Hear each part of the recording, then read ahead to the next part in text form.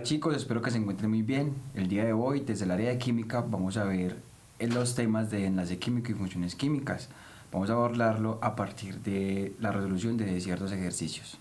Bueno chicos, como les iba diciendo, el tema del día de hoy se llama enlace químico y funciones químicas.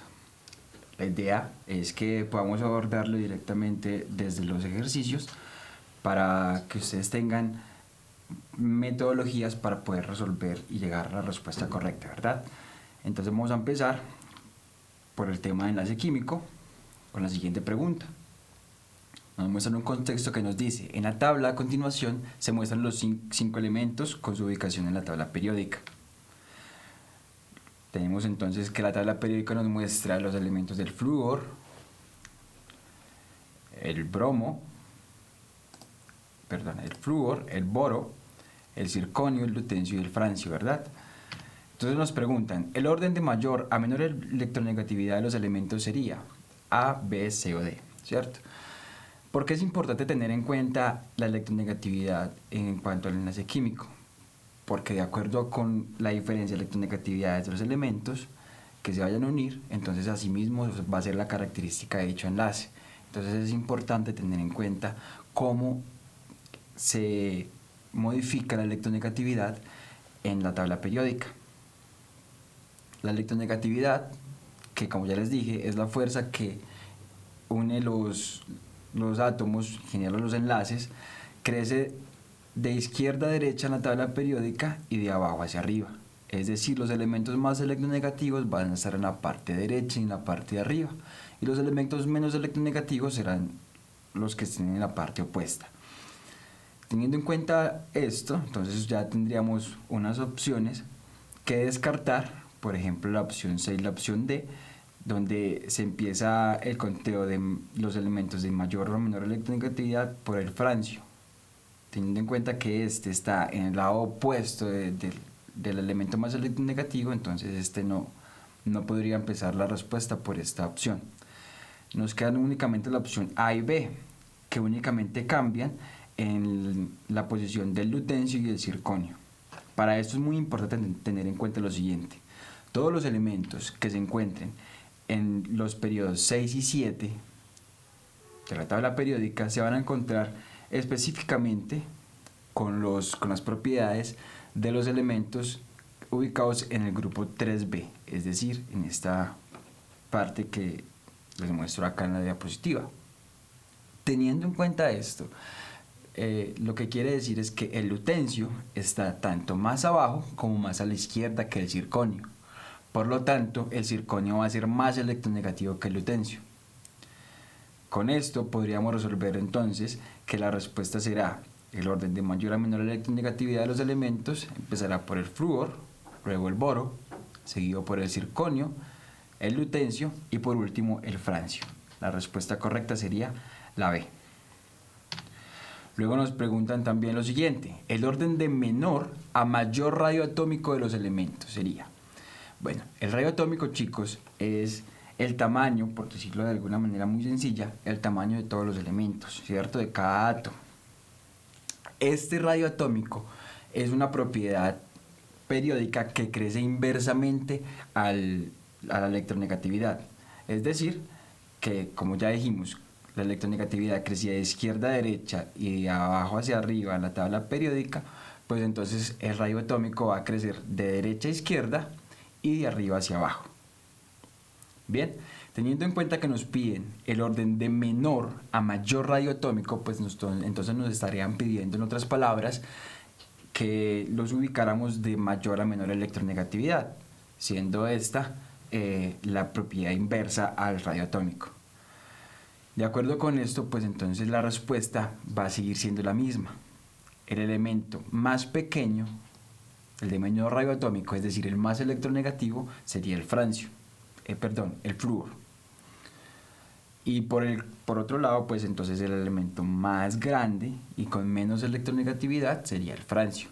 Por lo tanto, la organización será la misma que en la opción anterior. De menor a mayor radio atómico estaría el flúor, el boro, el circonio, el lutencio, que se encuentra acá con las propiedades de esta casilla, y pues por último el francio, ¿verdad? Lo que nos indica que la respuesta correcta es la opción B. Bien, continuemos entonces, chicos. Vamos a ver otras preguntas por acá.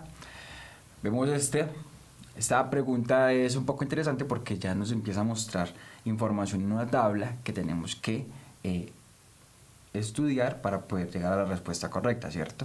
La tabla lo que nos indica es las electronegatividades de diferentes elementos, en este caso el nitrógeno, el carbono, el azufre, el oxígeno y el cloro. Arriba está el valor de cada una de sus electronegatividades y luego nos preguntan, de acuerdo con la gráfica, la sustancia que forma enlaces con mayor carácter iónico es A, óxido de nitrógeno, B, dióxido de carbono, C, óxido de azufre y D, óxido de cloro, ¿verdad? Bien, ¿qué es importante y qué tenemos que tener en cuenta, muchachos, para poder resolver esta pregunta? Esta tabla de acá. Esta tabla nos indica los rangos en los cuales los elementos van a formar enlaces covalentes o enlaces iónicos. Teniendo en cuenta que la tabla nos muestra que los enlaces iónicos se dan cada vez entre elementos que tengan diferencia de electronegatividades más altas, entonces eso es lo que tendremos que ver entre los elementos entre los compuestos que tenemos a continuación. ¿Qué vamos a hacer? Pues hacer la resta de cada una de las electronegatividades de los elementos que forman el compuesto, en este caso por ejemplo el nitrógeno y el oxígeno, entonces vamos a restar 3,44 la electronegatividad del oxígeno y 3,04 que es la electronegatividad del nitrógeno. Esto da un valor aproximado de 0,4. Asimismo iremos haciendo con todos los otros elementos. El dióxido de carbono, por ejemplo, que el oxígeno, su electronegatividad es 3,44 y el del carbono es 2,55, pues la diferencia da aproximadamente 1,1. Así sucesivamente terminamos resolviendo el enlace que tiene la mayor diferencia de electronegatividad, que en este caso sería el enlace de la opción B, del dióxido de carbono. Otra opción que podemos usar, chicos, para que sea mucho más fácil y mucho más rápido resolver este tipo de ejercicios, es recordar que el carácter iónico se da por los elementos que tienen diferencias de electronegatividades bastante altas. ¿Por qué? Porque al yo hacer la resta, pues el resultado de la resta va a dar un valor grande, ¿cierto? Por el contrario, si me piden resolver los enlaces con mayor carácter covalente, es decir, que la diferencia de las electronegatividades sea pequeña, entonces lo que yo voy a hacer es escoger los valores más cercanos, puesto que esos valores más cercanos me van a permitir generar una resta con un valor relativamente pequeño, lo que me va a indicar que el enlace va a ser mayormente covalente. Bien, continuamos. Este ejercicio que vemos a continuación es un poco más complejo porque ya tenemos que relacionar las configuraciones electrónicas de los elementos que nos muestren con su ubicación en la tabla periódica. Recordemos que la ubicación en la tabla periódica también nos va a indicar si es altamente electronegativo o si es muy poco electronegativo un elemento. Y ya teniendo en cuenta esto, pues vamos a poder resolver las incógnitas que tenemos acá. Si los enlaces que se van a formar entre los elementos sean covalentes o iónicos, o si el elemento es muy electronegativo o no lo es. Entonces por acá vemos esta tabla periódica que nos va a ayudar para poder resolverlo. Esta tabla periódica nos muestra cómo se ubican los elementos en la tabla periódica de acuerdo a su terminación de su configuración electrónica. Por ejemplo, el elemento Z, que tiene una configuración electrónica terminada en 3s2, pues vemos que se encuentra en la parte izquierda de la tabla periódica. Por el contrario, los elementos Y y X se encuentran en la parte derecha, terminando su configuración electrónica en 2p4 y 3p5 respectivamente, ¿cierto? Ya con la ubicación en la tabla periódica de todos los tres elementos que tenemos en en el ejercicio, pues ya podremos entrar a resolver las incógnitas. Nos dicen que se tienen tres afirmaciones. La primera es, todos los elementos son muy electronegativos. La segunda dice, Z forma con X un compuesto con enlaces covalentes con la fórmula ZX2. La tercera afirmación nos dice, X formará un compuesto predominantemente covalente con Y de la fórmula X2Y, de las cuales se puede decir que A, 1 es verdadera y 2 es falsa, B, 2 y 3 son verdaderas, C, solo 3 es verdadera y D, 2 y 3 son falsas. Bien, entonces vamos a mirar una por una. La primera afirmación nos dice que todos los elementos son muy electronegativos. Como ya les decía en el ejercicio anterior, si un elemento se encuentra en la parte izquierda de la tabla periódica, pues va a ser muy poco electronegativo en comparación con los elementos que se encuentran en la parte derecha, porque la electronegatividad crece de esta misma manera, de izquierda a derecha y de abajo hacia arriba, ¿cierto? Es decir, que el elemento Z que se encuentra ubicado en la parte izquierda no es tan electronegativo, de hecho es muy poco electronegativo en comparación con X y Y que se encuentran en la parte derecha. Por lo tanto, esta afirmación no es correcta. No todos los elementos son muy electronegativos. El elemento Z es muy poco electronegativo en este caso. La afirmación número 2 nos dice que Z formará con X un compuesto de enlaces covalentes. Recordemos que un compuesto con enlaces covalentes es aquel en el cual la diferencia de electronegatividades de los dos elementos que se están uniendo me arroja un valor relativamente pequeño, entre 0 y 1.7 aproximadamente.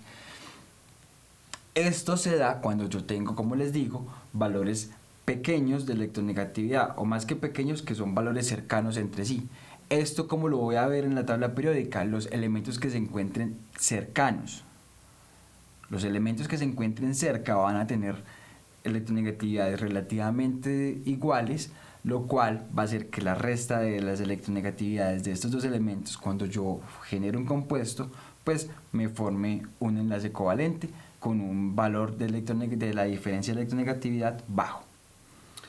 En el caso de Z con X, pues vemos que Z se encuentra en la parte izquierda, completamente izquierda de la tabla periódica, mientras que X se encuentra en la parte derecha, lo cual me indica que las electronegatividades de estos dos elementos son bastante diferentes. No van a ser así como muy cercanas, ¿cierto? Por lo tanto, la diferencia de electronegatividad pues también va a ser amplia. Y si es una diferencia amplia, pues lo más probable es que me forme enlaces iónicos. Por lo tanto, la opción 2, la afirmación 2 también es incorrecta. Tenemos entonces la última afirmación, teniendo en cuenta que es la única que falta, pues podremos asumir que la respuesta efectivamente es la C, pero vamos a ver por qué. Nos dice que X formará un compuesto predominantemente covalente con Y. Y si lo vemos, las ubicaciones de X y Y en la tabla periódica, pues vemos que los dos están bien en la parte derecha y que por otro lado están muy cerquita, lo que quiere decir que tendrán valores de electronegatividad relativamente parecidos, que al hacer la resta de las dos electronegatividades, pues el valor resultante va a ser un valor también pequeño. Por lo tanto, sí formará compuestos predominantemente covalentes entre estos dos elementos. Por eso la respuesta correcta es la opción C. Solo la afirmación 3 es correcta. Bien. Bueno, chicos, continuamos entonces. Vamos por acá por este ejercicio. Nos dice, la tabla presenta la electronegatividad de cuatro elementos X, J, Y y L. Nos muestra una tabla y nos muestra los valores de electronegatividad de cada uno de los elementos, ¿cierto? De acuerdo con la información de la tabla, es válido afirmar que el compuesto con mayor carácter iónico es. ¿Qué vamos a hacer acá? Como ya les dije en el ejercicio anterior que era semejante a este, lo que vamos a mirar por un lado puede ser o los valores de la electronegatividad de cada elemento, ¿cierto? Y hacer la resta entre las opciones de respuesta.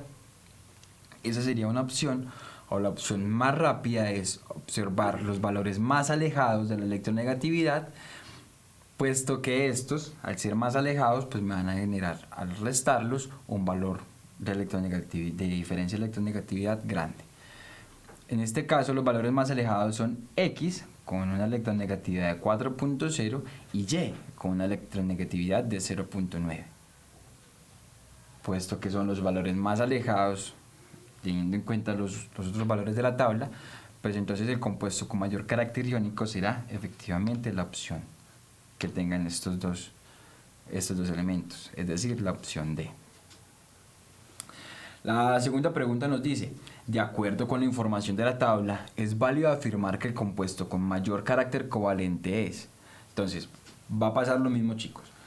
En el caso anterior, pues mirábamos los valores más alejados, puesto que la resta nos iba a dar un valor grande, ¿cierto? En el caso de del carácter covalente, vamos a buscar los elementos con electronegatividades más cercanos, puesto que su resta me va a dar un valor muy pequeño. En este caso, los valores más cercanos son la electronegatividad de J, el elemento J, y el elemento L, 1.5 y 1.6 respectivamente. Puesto que el valor es muy pequeño, entonces vamos a asumir que el compuesto que se forma entre J y L pues será el compuesto con mayor carácter covalente, lo que me indica que la respuesta correcta es la B. Bien, continuamos, chicos. Vamos con este ejercicio. Este ejercicio ya nos muestra es una tabla. Esta tabla lo que nos indica es la diferencia de electronegatividad y el carácter iónico de cada compuesto según la diferencia de electronegatividad de sus elementos. Podemos ver que la tabla nos muestra que va desde una diferencia de electronegatividad de 0, ¿cierto? Y un porcentaje de carácter igualmente bajo, a diferencias de electronegatividades superiores a 3, lo que nos muestra un porcentaje de carácter iónico bastante alto. Bien, luego nos preguntan, los compuestos de mayor carácter covalente son A, B, C o D. Entonces vamos a ir a comparar cada compuesto en qué parte se ubica en la tabla y asimismo pues vamos a llegar a la respuesta que debemos dar como correcta. Como nos piden los compuestos con mayor carácter covalente, recordemos que los que más carácter covalente tendrán son aquellos que tienen una diferencia de electronegatividad muy pequeña. Bien, teniendo en cuenta esto, pues voy a ir a observar los elementos que tengan una diferencia de electronegatividad muy baja, es decir, un porcentaje de carácter iónico también bajo, lo que indica que son aquellos que se encuentran en la parte izquierda y en la parte de abajo de la gráfica que nos están mostrando, ¿cierto? La opción A nos muestra el EIF y KF que se encuentran en la parte más arriba con la mayor diferencia de electronegatividad, por lo tanto esta respuesta no será correcta. La respuesta correcta entonces será la opción B, que nos muestra al Cl2 y al IBr, que son justamente los dos elementos que según la tabla son los que tienen mayor carácter covalente. Bien, luego continuamos, nos preguntan, de acuerdo a la tabla, según la fuerza del enlace que mantiene unidos los átomos, los compuestos se pueden ordenar de menor a mayor temperatura de ebullición, así. ¿Qué nos está diciendo la pregunta? Que de acuerdo a la diferencia de electronegatividad, pues entonces esta diferencia de electronegatividad también va a modificar otra propiedad de los compuestos, que es su temperatura de ebullición. Lo que nos indica esto es que las sustancias con menos fortaleza iónica o menor carácter iónico en tu enlace serán aquellos que tendrán menor temperatura de ebullición. Por el contrario, los compuestos con un carácter más iónico en sus enlaces, pues son aquellos que tienen puntos de temperaturas de ebullición bastante altas, ¿cierto? Como lo que pasa con las sustancias que forman las rocas, las sales y minerales, que suelen ser compuestos con una electronegatividad bastante alta. Entonces, ¿qué vamos a hacer acá? Pues vamos a ordenarlos ¿cierto? De menor a mayor temperatura de ebullición, es decir, los de mayor carácter covalente a los de menor carácter covalente. O en otras palabras, pues los menos iónicos a los más iónicos, ¿verdad? Entonces, ¿qué vamos a hacer? Pues simplemente mirar las opciones de respuesta, empezar a compararlas de acuerdo a la gráfica, donde se encuentran ubicados los compuestos, y asimismo pues vamos a poder llegar a la respuesta correcta. La opción C y la opción D, por ejemplo, nos muestra al LiF como primera opción, es decir, como el compuesto de menor temperatura de ebullición. Pero si vemos en la gráfica, el LiF se encuentra justamente en la parte más alta de esta gráfica, lo que indica que tiene una diferencia de electronegatividad muy grande y el porcentaje de carácter iónico también es alto. Entonces la opción C y la opción D también la vamos a descartar por hecho. Sigue la opción A y la opción B como tentativas para la opción correcta, ¿verdad? Entonces vemos que acá, en estas dos opciones, empiezan por el HCl y luego lo único que se modifica es el NaCl y el KCl. Entonces lo que vamos a hacer es mirar, bueno, el HCl efectivamente se encuentra en la parte de abajo, va a ser el de menor temperatura de ebullición. Luego empezamos a subir por la gráfica y nos damos cuenta que el NaCl va primero que el KCl, teniendo en cuenta la diferencia de electronegatividades. Es decir, el compuesto con menor diferencia de electronegatividad será el del NaCl y el que le sigue, en este caso, sería el KCl. Y por último el LiF, lo que me indica que la opción correcta sería la A. El NaCl es menos tiene una diferencia de electronegatividad menor en comparación con el KCl, que está más arriba en la gráfica, y por eso es que esta sería la opción correcta. Bien, chicos, continuamos entonces. Vamos a ver otros ejercicios. Este ejercicio es mucho más sencillo. Realmente este ejercicio únicamente lo que tenemos que recordar es los valores aproximados en los cuales un enlace ya se vuelve iónico o covalente. El valor crítico que tenemos que recordar es 1.7. Valores de diferencia de electronegatividades por debajo de 1.7 me van a generar enlaces covalentes. Y valores de diferencia de electronegatividad por encima de 1.7 pues me van a dejar compuestos iónicos. Luego nos preguntan, una de las propiedades presentes en la tabla periódica es la electronegatividad, la cual es la capacidad que poseen los átomos de atraer electrones cuando forman un enlace. Nos muestran una tabla y en la tabla tenemos los valores de la electronegatividad de cada elemento y nos preguntan, si se desea formar un enlace iónico, los átomos que se deberían unir serían A, K y F, B, H y C, C, N y S, D, O y H. Y no solo con esto, también aparte la pregunta nos indica cuál es la diferencia de electronegatividad de cada uno de estos elementos, de la resta de los elementos formando enlace. La diferencia del K y F es de 3,2, del H y C es de 0,3, del N y S es de 0,4 y del OH es de 1,2.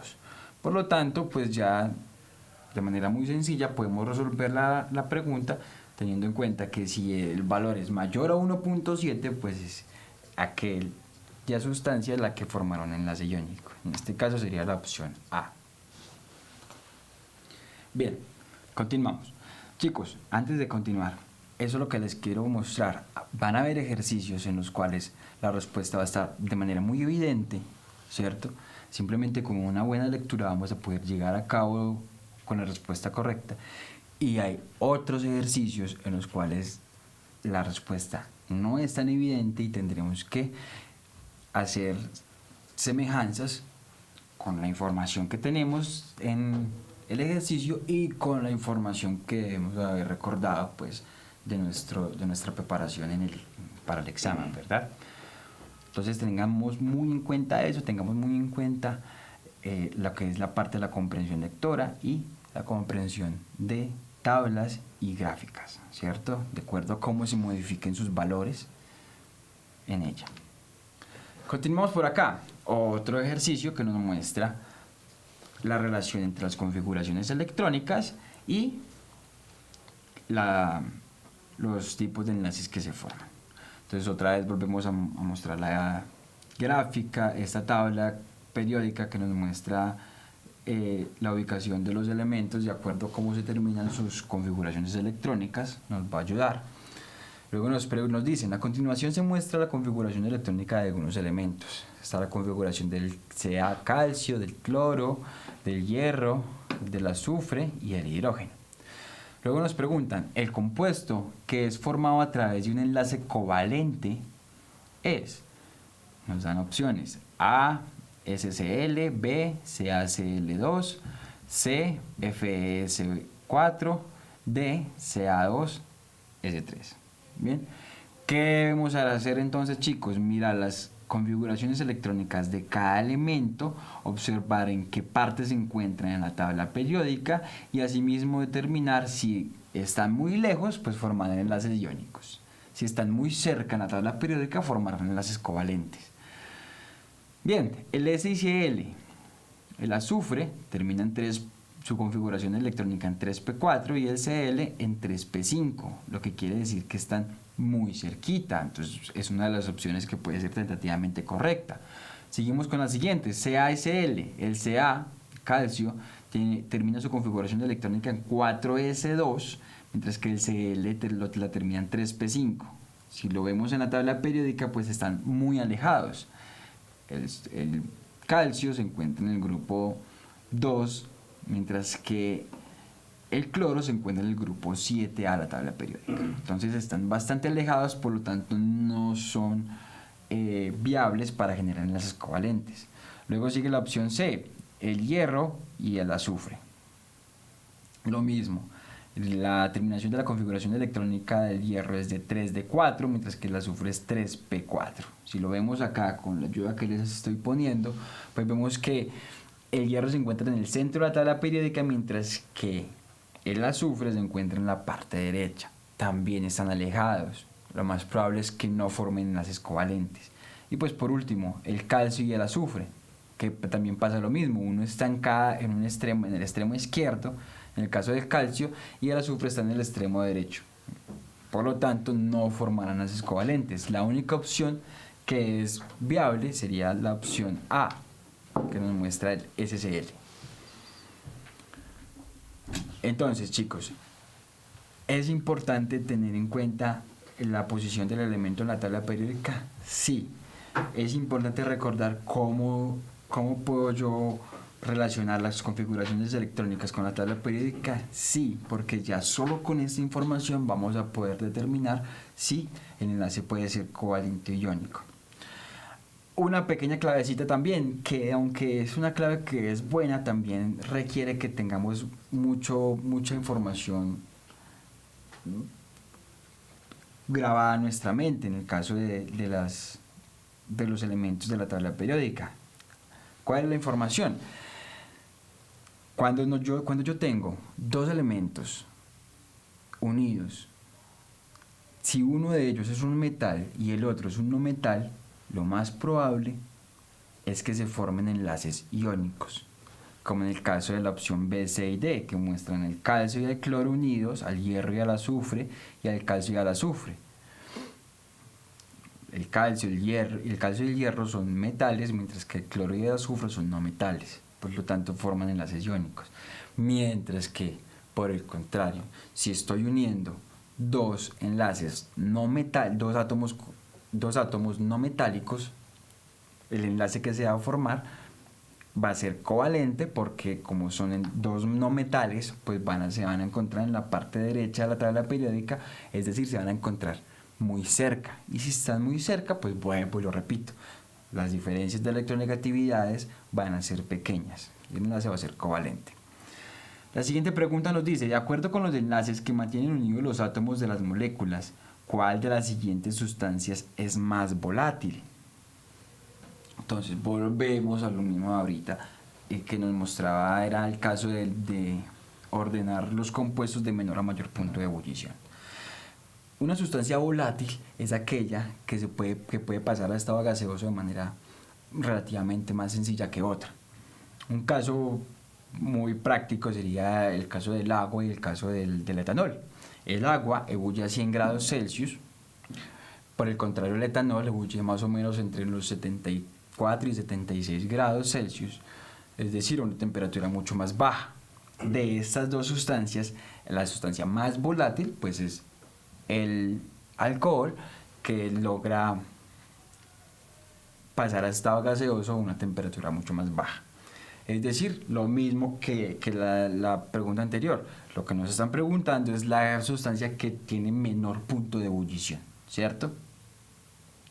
¿Y de qué va a depender? Pues vuelvo y repito, del tipo de enlace que forme. Si es muy covalente, probablemente esta sustancia va a ser muy volátil. Mientras que si es muy iónico su enlace, pues entonces va a ser una sustancia poco volátil. Entonces simplemente, ¿qué vamos a hacer? Pues vamos a mirar cada opción de respuesta. En la opción A está el CaCl2, mostrando otra vez que son dos sustancias que tienen diferencias de electronegatividad bastante altas, porque el calcio se encuentra en la parte izquierda de la tabla periódica, mientras que el cloro se encuentra en la parte derecha. Por lo tanto, va a ser un enlace iónico el que forman y va a ser poco volátil. Lo mismo va a pasar con la opción C, que nos muestra el hierro y el azufre, dando cuenta de lo que les decía ahorita. Se están uniendo un metal y un no metal. Luego está el HCl, en la opción D, que los dos sí son no metales. Sin embargo, hay una opción que es la opción B, que nos muestra la unión de dos átomos del mismo elemento. Si se unen dos átomos del mismo elemento, pues la diferencia de electronegatividad va a ser en total 0, porque estoy restando los mismos valores de electronegatividad. Por lo tanto, al ser completamente covalente, 100% covalente, esta va a ser la sustancia más volátil, o la que tenga un menor punto de ebullición, que era lo que estábamos relacionando ahorita. Bien, bueno chicos, espero que les esté gustando lo que estamos viendo hasta el momento. Vamos a continuar con otros ejercicios. Por acá nos muestran dos tablas donde podemos evidenciar algunos ácidos, ¿cierto? Su fórmula, y en la otra tabla están los cationes de unas sustancias metálicas, en este caso es el magnesio, el sodio, el hierro, el potasio y el aluminio. Luego nos preguntan, a partir de esa información, la fórmula correcta del sulfato de magnesio. Entonces, esta pregunta ya es de la parte de las funciones químicas, ¿cierto? Y también tenemos que recordar información como la siguiente. De acuerdo con los estados de oxidación de los ácidos que van a formar una sal, pues entonces asimismo se van a nombrar las sales. Si la sustancia del ácido está trabajando con el estado de oxidación más pequeño, pues entonces va a ser un ácido con terminación oso, como en el caso del ácido sulfuroso o el ácido nitroso, que lo vemos en la tabla. Estos dos ácidos, cuando forman sales, la forma en que cambia la nomenclatura va a ser de oso a ito. Ito, es decir, cualquier sal que termine en ito es porque su no metal, que proviene del ácido, está trabajando con el estado de oxidación más pequeño. Por el contrario, si el ácido termina en ico, es decir, que tiene su estado de oxidación, trabaja con su estado de oxidación mayor, pues entonces, así como el ácido sulfúrico o el ácido nítrico, su terminación, cuando se forme una sal a partir de este ácido, será ato. Entonces, ya con esto tenemos en cuenta que la fórmula que estamos ubicando es del sulfato de magnesio, es decir, que están trabajando con el ácido que tiene el estado de oxidación mayor, es decir, que viene a partir del ácido sulfúrico, este que vemos acá, H2SO4. Bien, teniendo en cuenta que viene a partir del ácido sulfúrico, entonces ya sabemos que su terminación en la sal va a ser ato, como nos muestra acá, y luego de magnesio. Entonces ya vamos a ver la cantidad de estados de oxidación de este catión. En el caso del magnesio es más 2, ¿cierto que sí? Por lo tanto, al yo hacer la unión de estas dos sustancias, este ion de magnesio más 2 va a aportar exactamente el mismo estado de oxidación que esos dos hidrógenos que están en la fórmula del ácido. Por lo tanto, la respuesta correcta va a tener que llevar esta parte de este ion del ácido SO4 unidos con el ion de magnesio. Es decir, la respuesta correcta sería la opción C, MgSO4. Esta es la fórmula del sulfato de magnesio. Chicos, esta parte de nomenclatura y de funciones químicas es un poco más compleja que las anteriores, debido a que sí es relevante que ustedes tengan la información de algunos estados de oxidación de los elementos de la tabla periódica. Los básicos: el hidrógeno siempre estará más 1 y el oxígeno siempre estará menos 2, de acuerdo a los elementos con los que se unen. Si el elemento con el que se una es más electronegativo, entonces mi estado de oxidación se va a cargar positivo. Si por el contrario al elemento que se une dicho átomo es menos electronegativo, pues entonces ese átomo se va a cargar de forma negativa. Lo vamos a ver más adelante en otros ejercicios. Bien, continuamos.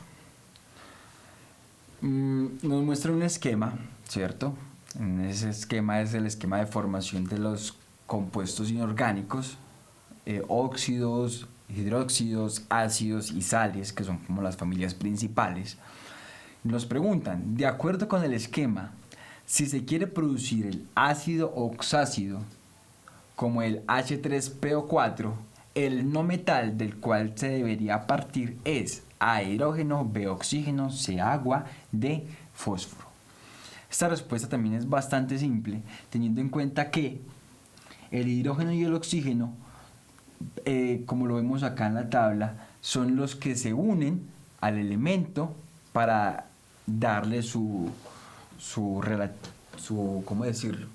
Para darle su característica, ¿cierto? Entonces el elemento que me importa no va a ser ni el hidrógeno ni el oxígeno, que son los que se unen, sino los que a los cuales estos elementos se están uniendo. Esto lo podemos ver en la fórmula H3PO4, pues que el elemento que realmente me genera la importancia, la relevancia o la diferencia, pues sería el que está en el centro. En este caso, que es una P, pues entonces sería la opción D, el fósforo, ¿cierto? Teniendo en cuenta pues que el hidrógeno y el oxígeno son los que se unen, inclusive también el agua, pues la opción A, B y C serían incorrectas. Luego nos preguntan, en los hidruros el estado de oxidación del hidrógeno es menos 1. Esto se debe a que A, el valor de su electronegatividad es mayor que la de los metales. B, el valor de su electronegatividad es menor que la de los metales. C, es un elemento que puede ganar o perder electrones. D, es un gas noble cuando pierde electrones. Bien, eso se responde con lo que les dije anteriormente, chicos. Cuando un elemento se une a otro y su estado de oxidación se vuelve positivo, es porque este elemento es menos electronegativo que el otro. Por el contrario, si su estado de oxidación se vuelve negativo, es porque va a ser más, si su estado de oxidación es negativo, eso me indica que este elemento es más electronegativo que el otro con el que se está uniendo. Y esto pasa justamente con el hidrógeno. El hidrógeno, en comparación con los metales, tiene una electronegatividad mucho más alta. Por eso, cuando se une con metales, el hidrógeno se carga en su estado de oxidación negativo. Por el contrario, cuando se está uniendo a no metales que tienen electronegatividades más altas, pues el hidrógeno se carga con un estado de oxidación positivo. Bien, entonces la respuesta correcta efectivamente sería la opción A, El valor de su electronegatividad es mayor que la de los metales y por eso se carga con estado de oxidación -1. Bien, continuamos chicos, ya estamos por terminar. Vamos con este ejercicio. Nos dicen, el siguiente esquema incompleto se muestra cómo se forma la sustancia CaPO4,2. Esto es una sal que se llama fosfato de calcio, ¿cierto? Y nos dice que se forma a partir de dos sustancias de la tabla periódica. Entonces nos muestran por acá la formación ya directamente del hidróxido de calcio, que es de donde se aporta la parte del metal. Entonces, ¿qué tenemos que tener en cuenta acá, chicos? ¿Cómo se forma cada sustancia? Los metales se forman, los óxidos se forman mezclando metales o no metales más oxígeno únicamente. Los hidróxidos son aquellos óxidos metálicos unidos con agua, como es el caso del hidróxido de calcio que vemos acá. Por el contrario, entonces, el compuesto Y, ya sabiendo que no es un hidróxido y sabiendo que es un elemento al cual se le ha unido oxígeno, pues entonces vamos a entender que es un no metal unido a un oxígeno, es decir, es un óxido ácido, puesto que la parte del óxido básico que forma un hidróxido ya está por acá, o sea, ya no lo vamos a tener en cuenta. Por lo tanto, X en esta tabla debería ser un no metal que unido al oxígeno me forme un óxido ácido, puesto que después cuando los óxidos ácidos se unen con el agua me forman un ácido oxácido, que es la continuación de esta tabla, pues, que nos muestra cómo se forman los compuestos, ¿cierto? Entonces nos preguntan, para que el sistema se complete por el lado derecho, las sustancias X, Y y Z respectivamente deben ser, como les dije yo ahorita. Por un lado, tiene que ser el fósforo, que es un no metal, que al unirse con el oxígeno me forma un óxido ácido, que sería la segunda opción de la respuesta. Y dicho óxido ácido unido con agua, pues me forma un ácido oxácido que al combinarlo con el hidróxido de calcio, me forma la sal, que es la que estamos observando en el ejercicio. Bien, continuamos. Vamos por acá. Este es exactamente semejante al anterior, donde nos están mostrando también las dinámicas de la formación de las sustancias inorgánicas.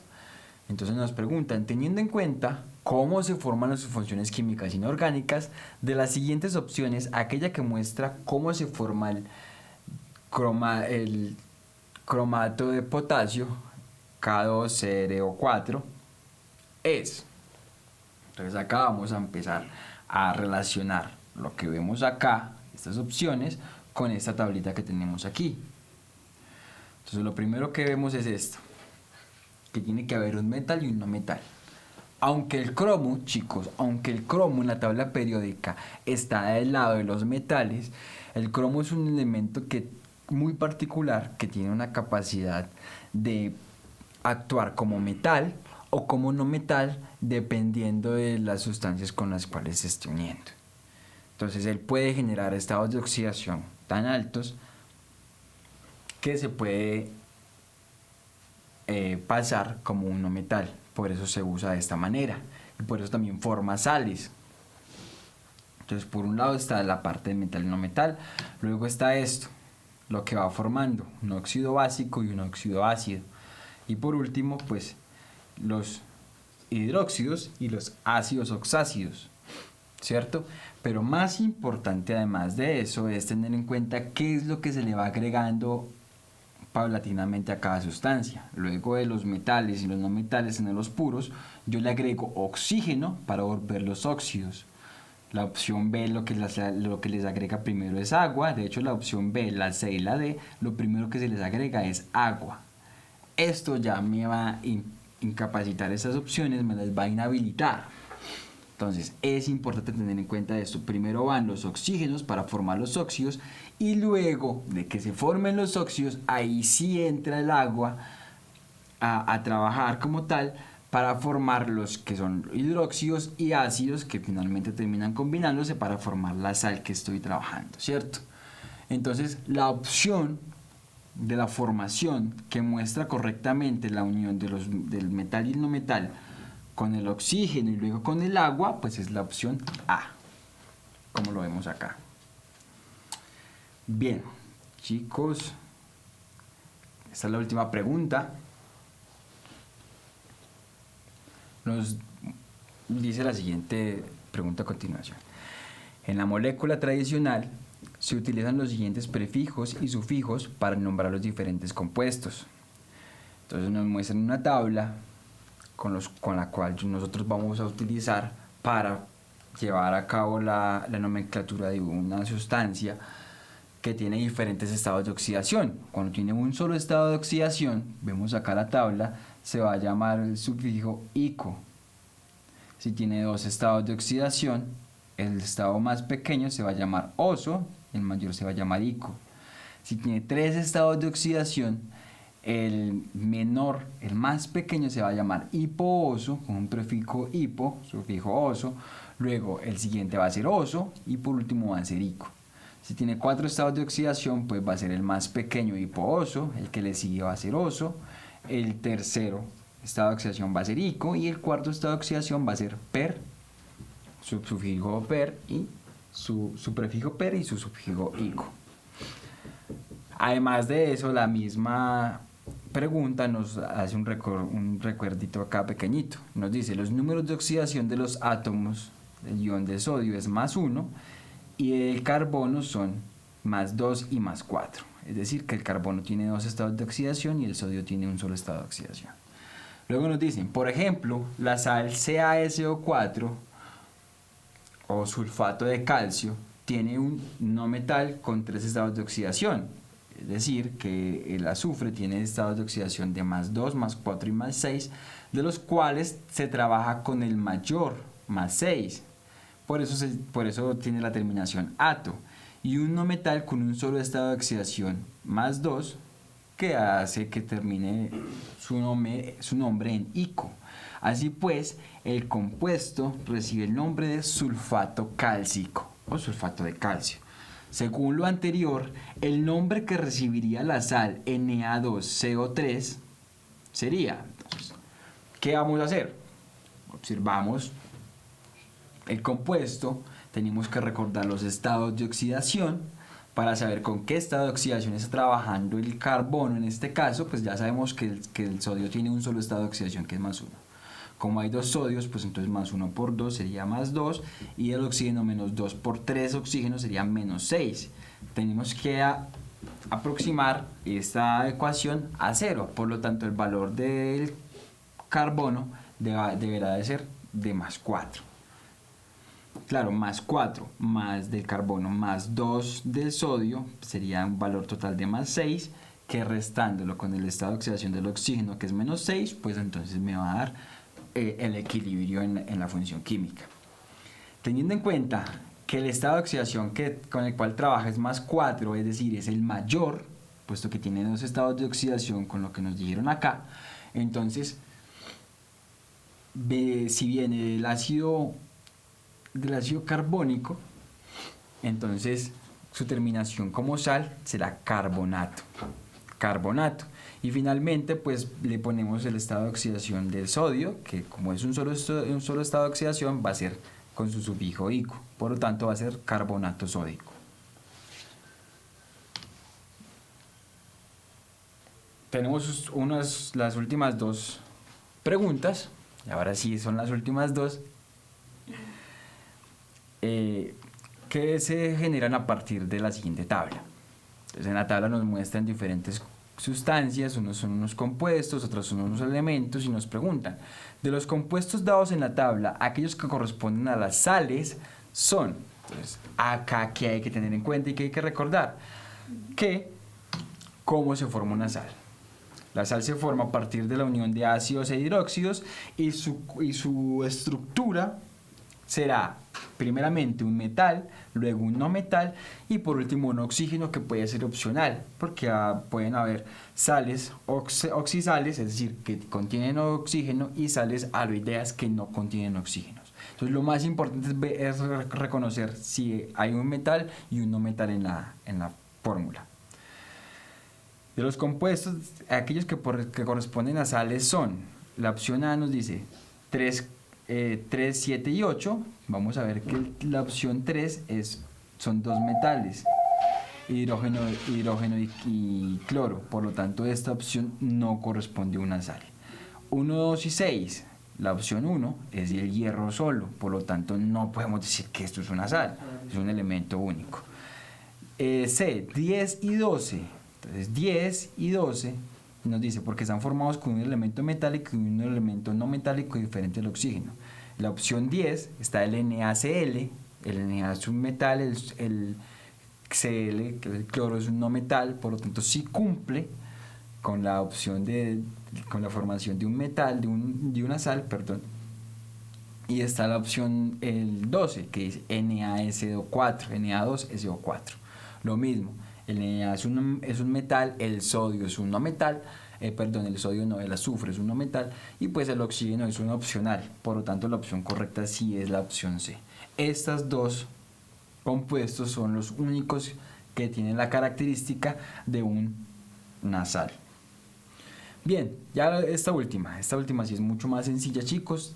Lo único que hay que recordar es cuando un compuesto es binario o cuando es terciario, cuando es cuaternario. Los compuestos binarios presentados en la tabla son, entonces, todo compuesto binario, chicos, es aquel compuesto que está formado única y exclusivamente por dos tipos de átomos diferentes. No más, si hay otro tipo de átomos ya no es binario, punto final. Entonces acá simplemente vamos a mirar cuáles son esos compuestos. Vemos que está el 3, 4, el 6 y el 10, que están formados por solo dos tipos de elementos diferentes. El resto de sustancias pues o tienen tres elementos o tienen un solo elemento. Por lo tanto no son binarios. Entonces la respuesta correcta sería la B. 3, 4, 6 y 10, porque están constituidos por dos átomos diferentes. Bueno, chicos, esto es todo por el día de hoy. Espero que les haya gustado, que hayan entendido y que estos ejercicios les puedan servir para su preparación. Que estén muy bien, hasta luego.